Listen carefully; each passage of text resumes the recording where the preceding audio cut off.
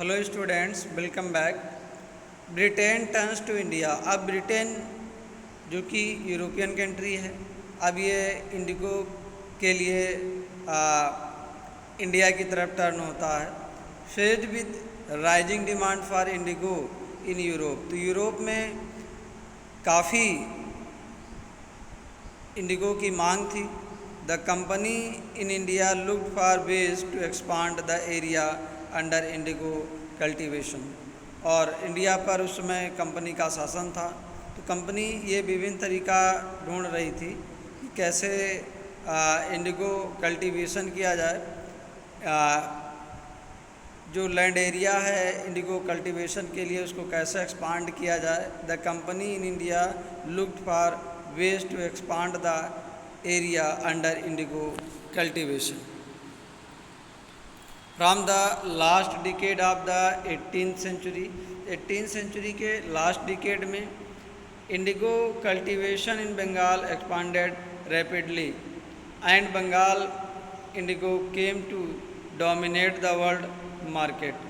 इसके बाद From the last decade of the 18th century, indigo cultivation in Bengal expanded rapidly. तो बंगाल में last decade में 18th century के काफ़ी तेज़ी से उत्पादन शुरू हुआ।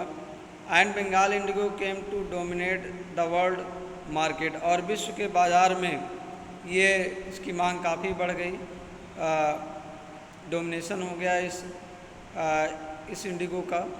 In 1788, only about 30% of the indigo imported into Britain was from India.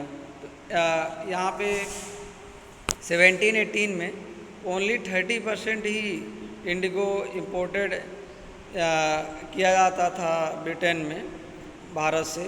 By 1810, तो 1810 तक the proportion had gone up to 95%। और 1810 तक जो है ये जो अनुपात पहले 30% था, अब ये बढ़ कर के 95% हो गया।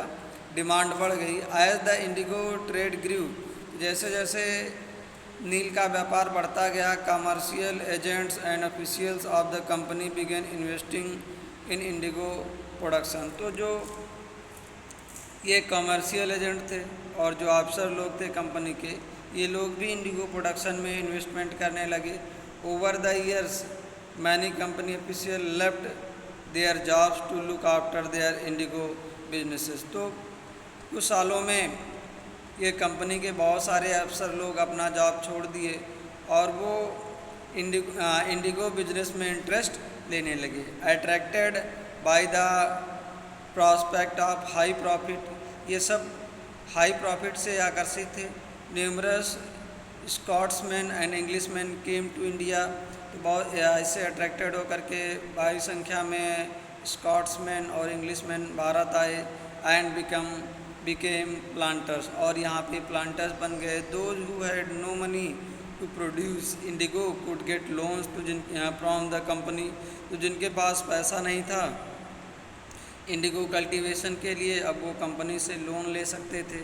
And the banks that were coming up at the time, और उसी समय बैंक्स लोन देने के लिए भी रेडी थी और बैंकों का भी स्टेबलाइजेशन हुआ।